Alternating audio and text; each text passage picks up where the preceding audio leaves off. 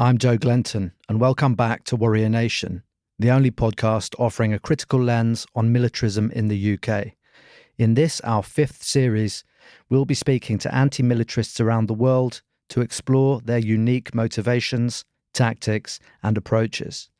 Their expertise includes everything from opposing the arms trade and militarised borders to countering military recruiting and supporting war resistors. With UK government support for continuing wars in Ukraine and elsewhere, and now the bombing of Gaza, platforming and enabling anti-militarist discourse is vital. It follows that these conversations are more important than ever. If you enjoy what we produce and would like to support us to make more of it, then you can help us keep making Warrior Nation for as little as £2 a month via our Patreon, or you can support us through our donation page. And if you'd like to keep up to date with our work, you can sign up for our free monthly newsletter. New Profile was established in 1998 as a feminist movement which acts for reducing the military's influence on Israeli civil society and seeks to promote peace, non-violence, and a just and democratic society. Or an anti-occupation and human rights activist and therapist who works with New Profile joins us today. Or thank you for joining us. It's great to have you on. I've been really looking forward to this interview because it's so topical at the moment. So thank you for joining us. I just wanted to start. I've been looking over New Profile's website, which has some fascinating things,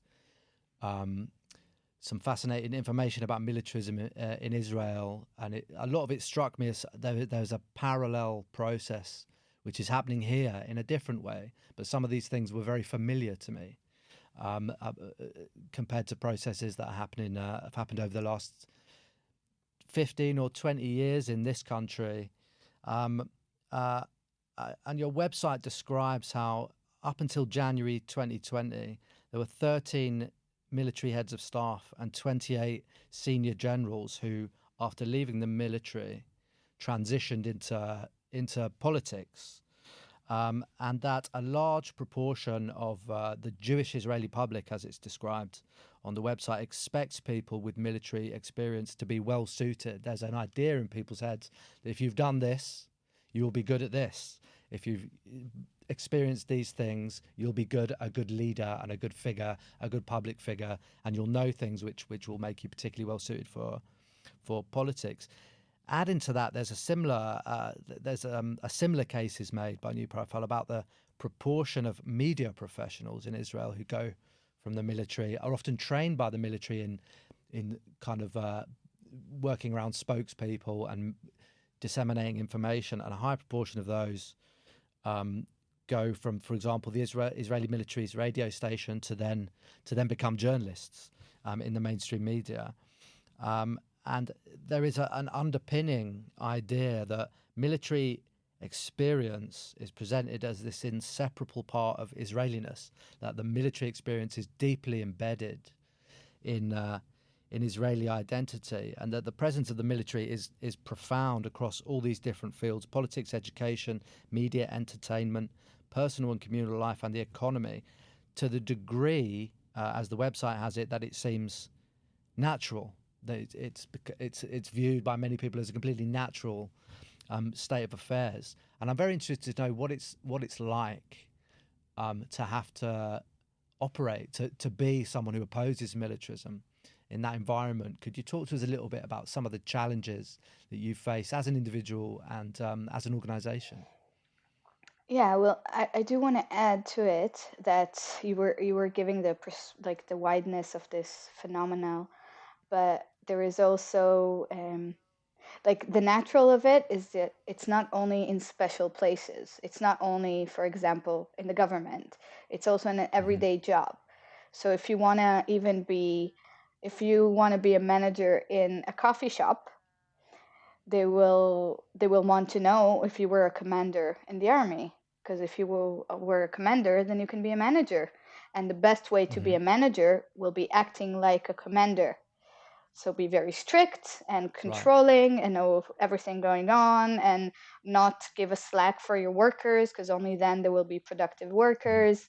Um, and it just slides into everything in society, even the perspective of when can a boss call his workers, and what time in the weekend and stuff like this.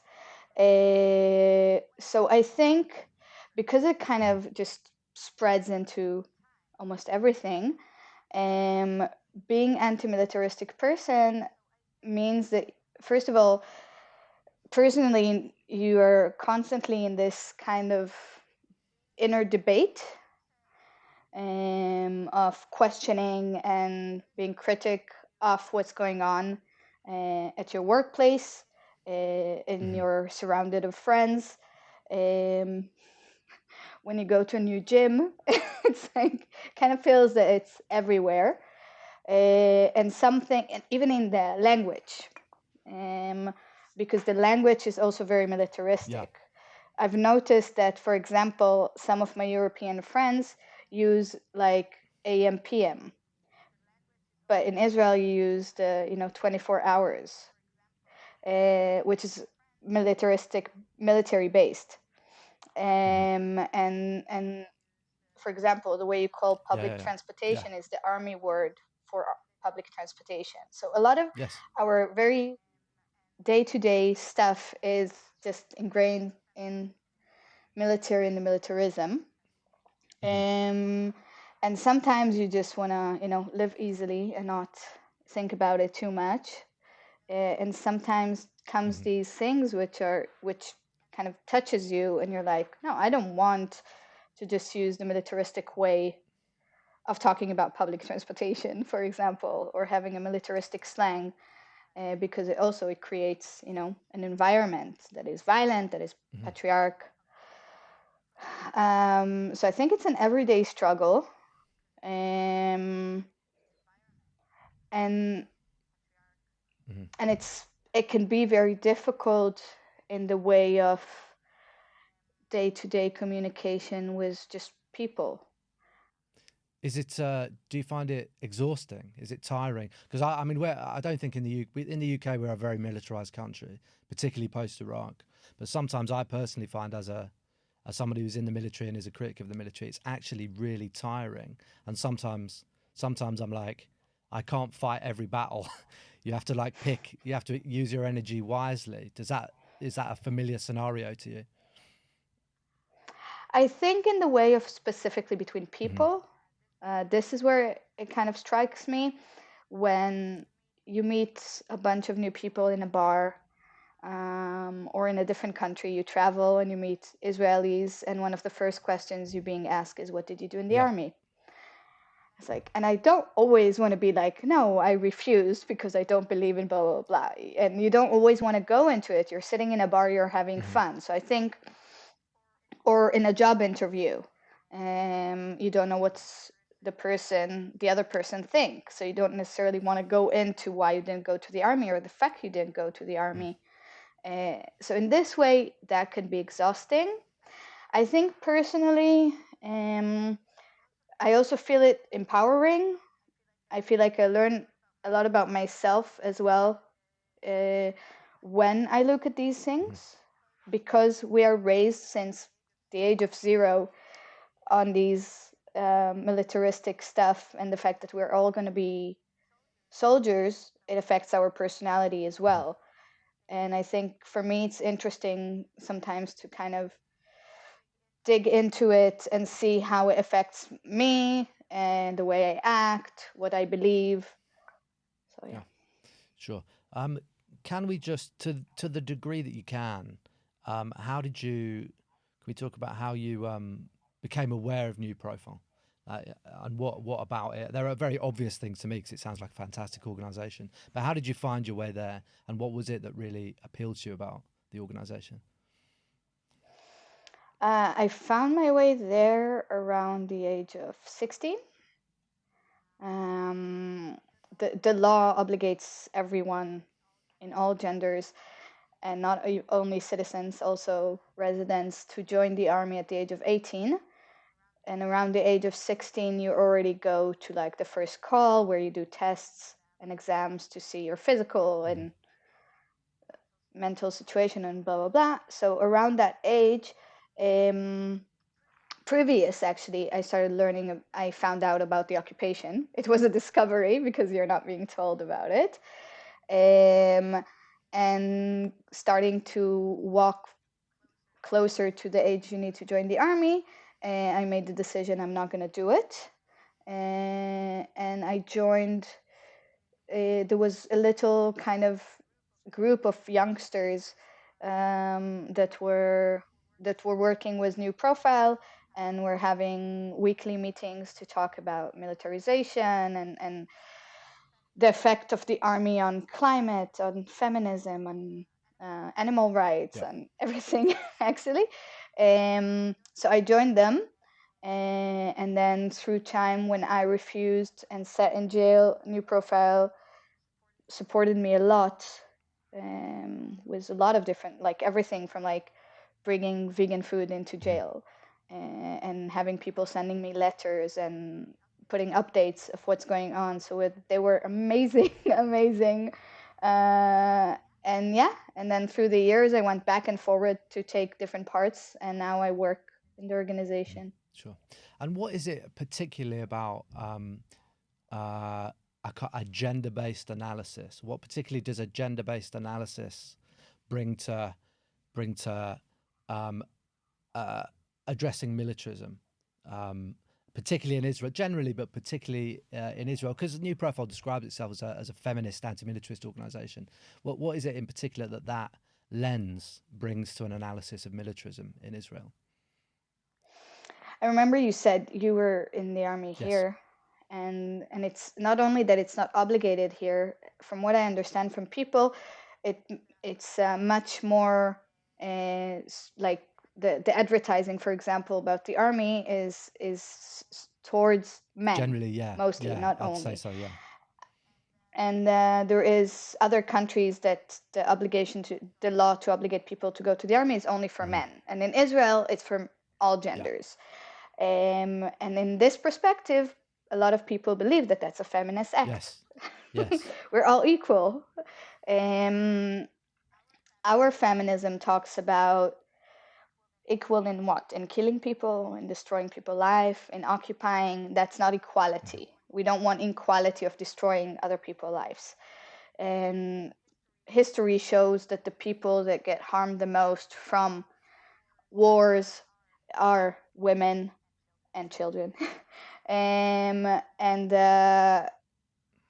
So this whole perspective of this is not feminist, and the whole concept of war and military are based on patriarchy, where what is counted as a good quality will be what is counted as men qualities. If it's, being not sensitive, being very controlling, violent. I guess if a commander wants to make you feel that you're not doing, I don't know, enough push-ups, then maybe in English you say wuss, but in Israel a lot of times you say he's a woman. Yeah. What are you, a woman? You can't do enough. Being a woman means being weak. Being a man means being strong and being able to kill enough people. That makes you, a bigger man when you can make this mass destruction. And it's not only on these, on this side of the spectrum. There's a lot of things in between of what is counted in the army as more feminine job, or how many people get sexually harassed or raped in the army. What is the uniforms for women? What is the uniforms for men? How are you supposed to look? It's just from the tiny thing to the big thing around the army is all very patriarchic, very man perspective, and we see it. So as feminists, we want to fight it and talk about it. And Absolutely. Yeah, a lot of that is very familiar. It was routine. If someone, for example, couldn't do enough press-ups, they were a girl or a woman or some other gendered. This is every military in the world. I think this is standard standard fare. And also in this country as well, we have the military has an epidemic of sexual violence and sexual harassment at the same time as they're trying to, because it's voluntary here, they're trying to recruit more women. As you say, a lot of the adverts are aimed at men, but there are increasingly women are used as the character, the main character.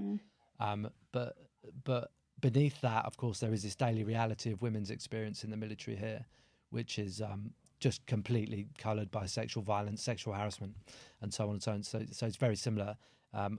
Also, It reminds me. yeah. Also, go on, please. It reminds me of you see some commercials of the army in Israel, and then you have this sexy, very skinny woman on high heels running with all the mud on her face and a weapon. So it's like even women in the army are being, sexualized. Yeah. It's a particular kind of. Someone I know has termed it. It's imperialist feminism. It's a kind of imperialist feminism. It's a kind of Hillary Clinton brand of feminism, whoever you want to ascribe it to. But it's like, women can blow people up too. Women can bomb women too, and it's kind of perverse, but also you can laugh at it, but it's also very serious, if you know what I mean, because it seems so ridiculous. Even if you have a little bit of an analysis, you can look at that and say that is very contradictory. It's a very strange thing.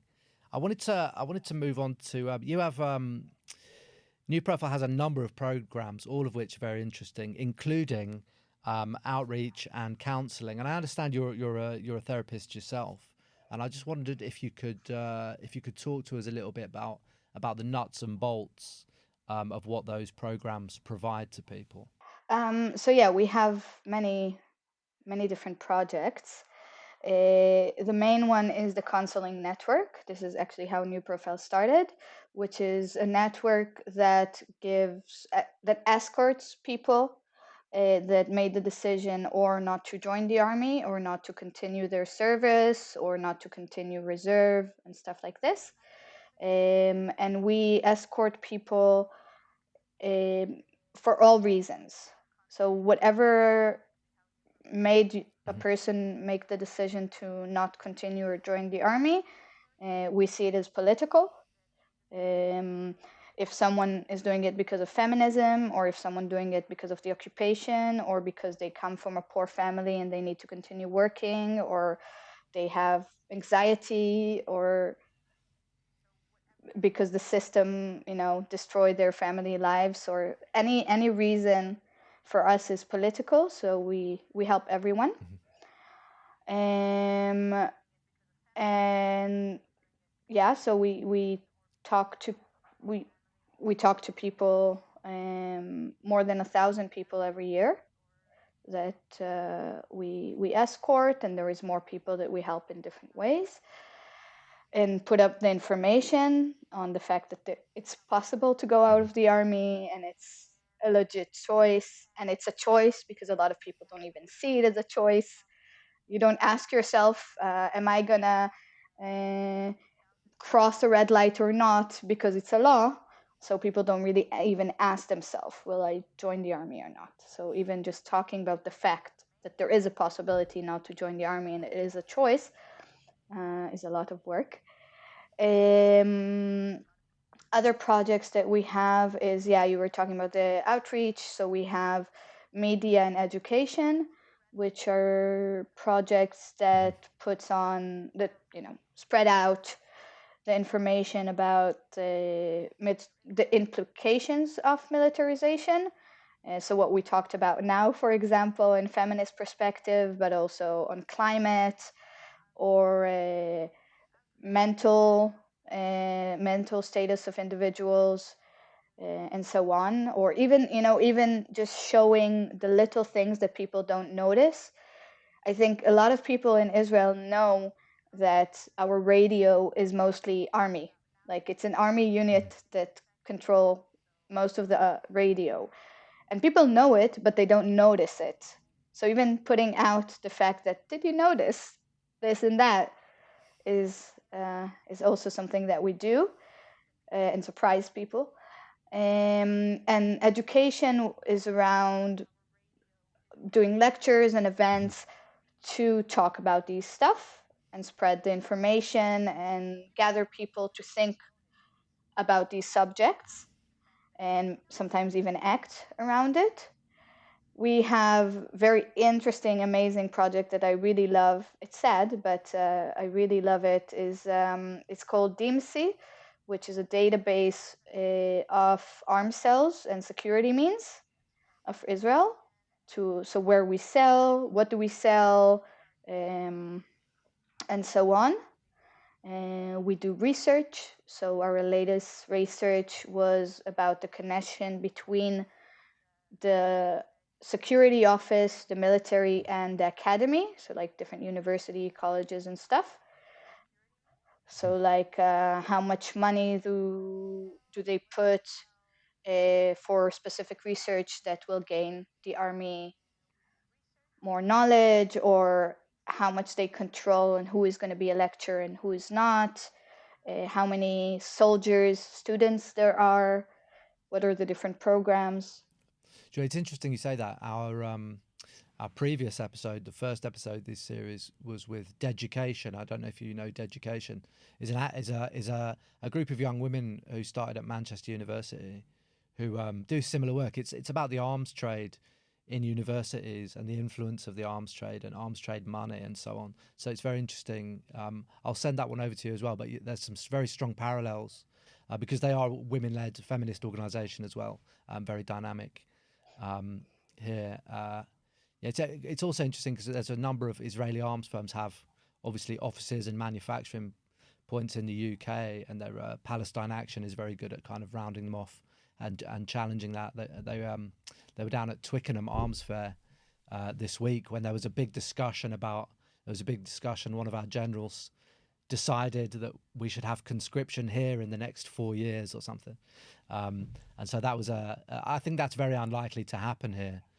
But it was interesting that that came up. I wrote an article in the press here about it as well, because this idea of that we would have conscription here is in the last week or so has become a very big topic. Though I think it's very unlikely, but it's also interesting because the parallels were drawn to the Israeli Defense Force and so on, and how conscript armies work compared to professional armies. But it's very interesting week of discussion and debate here, with lots of people against, but lots of people really loved the idea, and I think they loved it.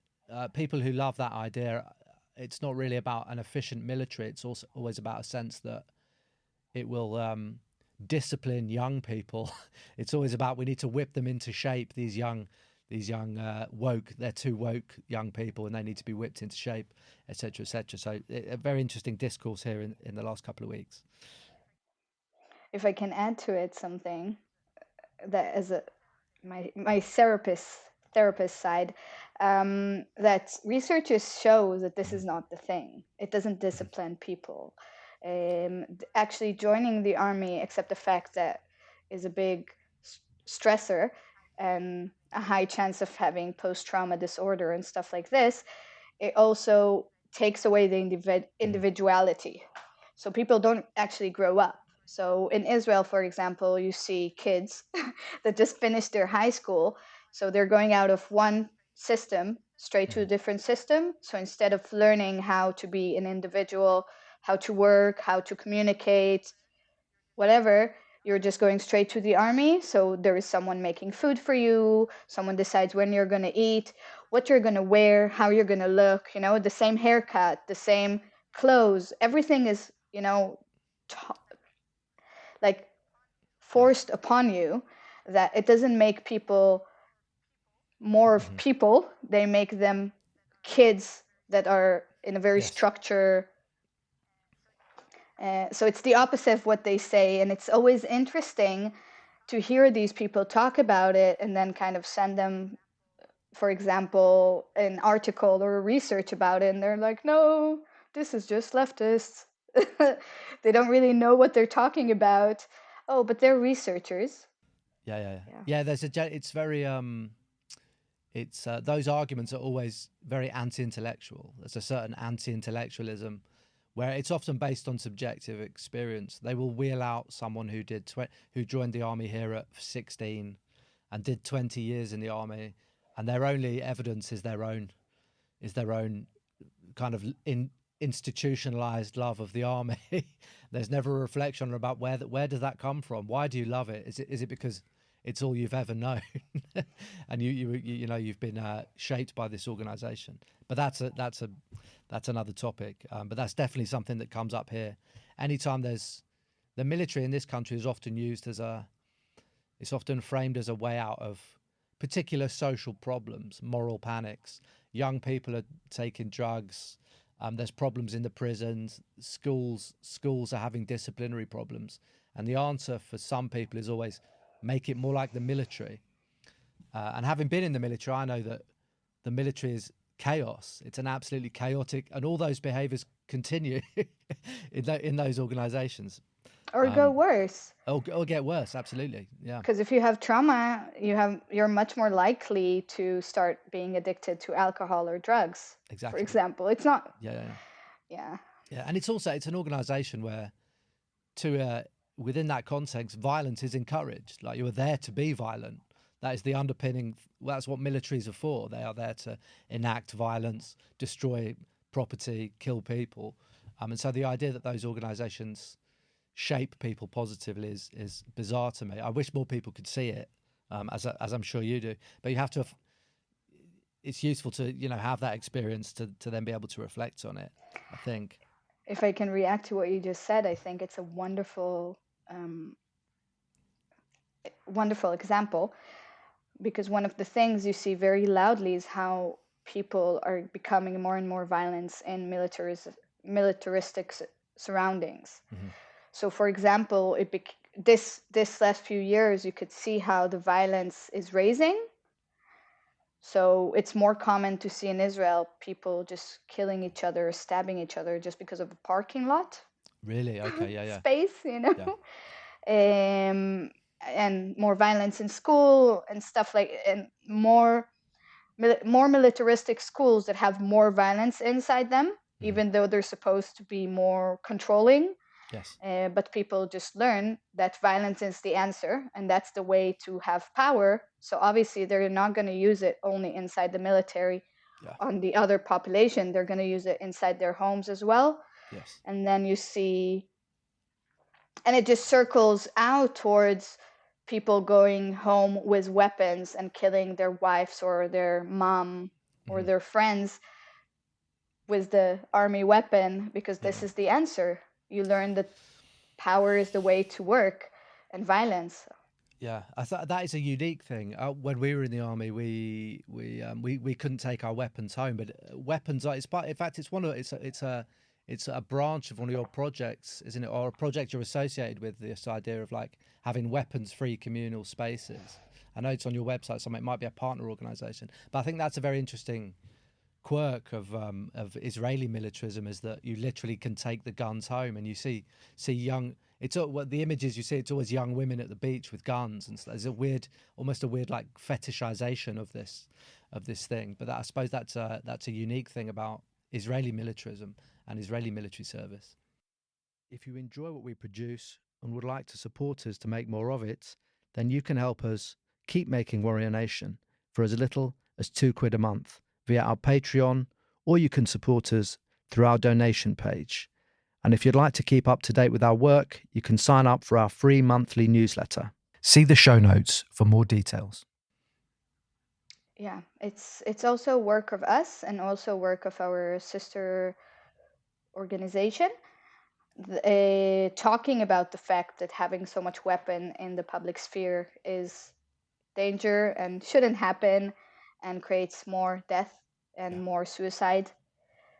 In this last war, or what we're experiencing now, there is big escalation of the amount of weapons in people's homes and private people having weapons. So it's not only soldiers and reserve, it's also regular people having guns to protect.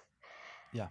And then you see ridiculous things. You have pictures in kindergarten with people with weapons. People, weddings have like big weapons, not a small, like a proper rifle in a wedding or in a jamboree. And it's just everywhere, and you see how it affects you. You see even the talk between people became more and more violence and more aggressive. People in Israel love to tell themselves that as much more weapon you will have around, then you will feel more secure. Because if, for example, there is a terrorist starting to stab people or going to explode or stab whatever, then having somewhere close enough with a weapon means that they can kill them or stop them. But we can see, for example, just a month ago it was, that there was in Jerusalem, there was an attack of two people coming with guns and starting to shoot people. And then the guy that was there and had a gun as well started shooting them. And then when soldiers arrived, they decided he's a terrorist, so they killed him, even though he was opening his shirt, going down on his knees and raising his hands up in the air saying, please don't shoot me. They killed him. So weapon does not create security, but Israelis are raised to believe that this is the only way to be safe. It sounds like there's a strong parallel with gun laws in some American states, but it somehow sounds worse in a way, at least as bad, possibly worse, because if people are just open carrying automatic weapons and being given them by the state, I suppose, because in the US it's mostly private ownership, but I guess people take their weapons home when they're on vacation from the military and stuff like that, don't they? So I wanted to go a little bit more into the kind of, because this is a process we're going through at Forces Watch as well. We're trying to reestablish our structures and make them a bit flatter, a bit more, a bit less hierarchical. We're not particularly hierarchical anyway, but we're trying to. That's the direction we're trying to move, and I understand that is the case with New Profile. Can you talk to us a little bit about how you implement that in your organization, how you make yourself non-hierarchical and democratic? So we were talking earlier about how exhausting it can be, and I think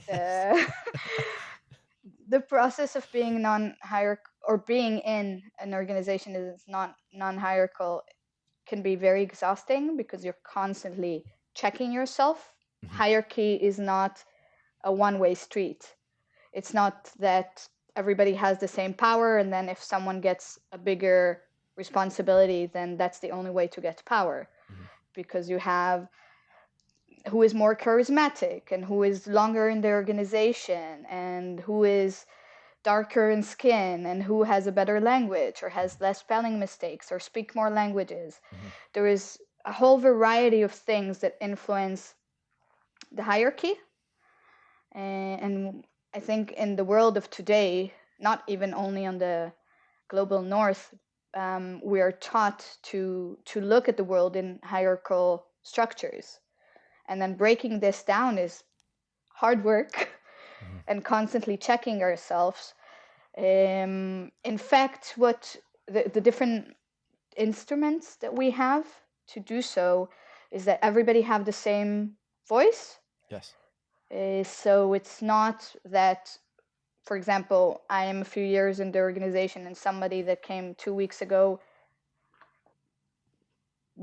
if I will say something, it will count more than him.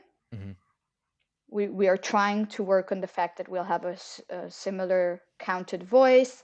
We don't have bosses. Everybody's in the same. We get the same money, and we get the same rights inside the organization. We make decision not in a democratic way, because democracy is still based on having a majority controls the less. So we take decisions together and we try to find a middle way, because not always everybody agrees. So how can we go to a middle way that everybody will feel comfortable enough with? Do you use a kind of the consensus based? Is it that kind of process? Yes and no, because consent can give power to one person sometimes more than the rest. If, for example, you have the veto structure, Yeah. so everybody agrees on something and then one person gives a veto, then he actually has more power than the rest. Yeah. So it's hard to explain because it's very complex and very connected to specific situations. Yes. But we try to work on consent in a way that will have similar power on the situation. Yeah, sure. That's the thing, isn't it? It's I've been in various organizations with this process, and it's hard work, but it's the work that has to be done. It has to be like that, and it's a constant process of adjustment and learning, but it's frustrating as well sometimes. Yeah, sometimes you just want to do something and not ask so many questions and check so much about it. But Yeah, 100%. And I'm very aware that is sometimes it's okay to do that, but I'm also aware that having been in the military, that is an impulse which is trained in. It's like, just get on with it, just do it. Just there's a sense of urgency and rushing, and everything has to be done 2 days ago. 2 days ago is the deadline for everything. yeah, And it's sometimes it's useful, and other times you have to be. I find I have to reflect and be like, where is that coming from? Is that an ingrained military thing, or is it the fact that it needs to be done quickly? So as you say, it's difficult and frustrating for sure. Yeah. I have another example for it. When I'm an activist for many years now. So when you look at activists in countries like the UK, some areas of Europe, you see that activists plans ahead. So I remember being here in demonstrations many years ago when the EDL was still a thing, and they knew about this demonstration against the EDL months in advance. In Israel, you're always reactive as an activist. Something really bad happening now, so now you have to act. So now will be a demonstration, now will be an action. Everything is from now to now, which is a very good way to get very fast to burnout, but it's all very reactive. Yeah. And that also creates a situation of hierarchy and aggression. So exactly, it's very ingrained and it spread out. Yeah, it's also an issue here that it's part of increasingly, definitely in the last, I'm going to say 15 years, policing powers require that demonstrate, and maybe it's the same in Israel, but require that if there's a very big demonstration, like we've had huge ones about Gaza recently, that we had an estimated million person, which I was on, which was just gigantic. But you have to tell the police. You have to tell the police what you're doing, and it's another kind of limit on democratic rights. But yeah, this is a problem around organising in this country too. There are still short-term, quick, something happens and there are some reactive, but for the big ones, the police you have to go and meet them and tell them, which is always frustrating if you're an abolitionist as far as police and stuff like that go. We also have this whole police thing, but a lot of times it's also just reactive. So even going to the police to do a demonstration tomorrow. Yeah, it would make it an even slower process for sure. Is obviously that Israel, Palestine, Gaza. It's always a troubled time, but it's a particularly troubled time in the last few months. Do you have a sense of the kind of risks you face, and I mean particularly from the Israeli state machinery, and do you feel that those risks have intensified in the last few months as post the 7th of October? Do you feel more at risk now? The main thing coming from the government is there is the law of wartime, which is a different law system than what you have in an everyday. Israel is always in a wartime, but there is the more extreme times. And the law during wartime is more, I will say, fascist. And in a way, there is new laws as well coming out since the 7th of October. So, for example, what is counted as supporting terrorism. Yeah. So if you go a couple of years before, you would say someone writing, I support killing off Jewish people, and exploding them in buses, that's supporting terrorism. But today, people got arrested, like since the 7th of October, people were arrested for writing down on Facebook or on Twitter, there is kids dying in Gaza. Really? And they were accused supporting terror. Mm-hmm. People lost their jobs in universities and in schools for talking about we shouldn't kill Palestinians, we shouldn't kill all the gay people from Gaza. And this small thing already became supporting terror. The police got harder, the police and the army got harder in demonstrations, not only more violent, but also not giving permissions, for example, to do demonstration of Jewish and Palestinians together. Sure. So in this perspective, even talking against the war can already take you into risk of being arrested, especially if you're a Palestinian, but also if you're a Jewish Israeli person. Mm-hmm. And because it's important for us to talk about the influence of the war and that there is a war and there is people dying and how much destruction there is going on, we're facing this risk of what can we say, how can we say it in a way that will still be loud, but also not against the law, which is a very slim line we're kind of walking on. And also the whole escort network, always keeping it safe for the people. So keeping everything anonymous, keeping everything in the law structure. Definitely. Yeah. I understand this is a difficult question to answer, but because this series is about we want to talk about the kind of big ideas that motivate people, but we also want to talk about like how do you do your thing, and a part of that, which we also find hard, is how do you measure success? What is success? Is it something as crude as so many people went through the process and became objectors and didn't go to the military, or is it about reach? Is it about how many people you speak to? Is it something again as crude as how many likes do you get on Instagram? How do you as an organization or even personally, how do you quantify, how do you measure that the work you're doing is working and how well it's working? Personally, I'm not a person that looks at success in this kind of metric way. Yeah. So I don't see it in the same way. I think different people in the organization will answer it differently. Yeah. Maybe the media person will say how many likes or more followers we have. Yes. But I think it's very, very hard to put things in numbers for me because we're talking to people. Mm-hmm.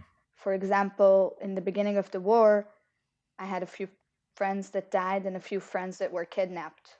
And my friends in Europe outside of the country were asking me how many. And I was feeling, what do you mean by how many? What is this number gives you? Like mm-hmm. Each one of them is a person that was important for me in a certain way in different degrees in my life. A number will say nothing of how much pain I'm having at this moment. Yeah. So I feel that the counseling network in this perspective, a lot of times we're asked to bring numbers, but it's a lot of time these specific stories. If, for example, someone is now in Gaza talking to us saying, I'm not willing to do this anymore. I don't want to kill any more people. I don't want to get killed myself. It's maybe one person, but it's a whole world of someone raising up, doing this maybe crazy thing in this situation of saying, I'm not doing this. I'm not going to kill.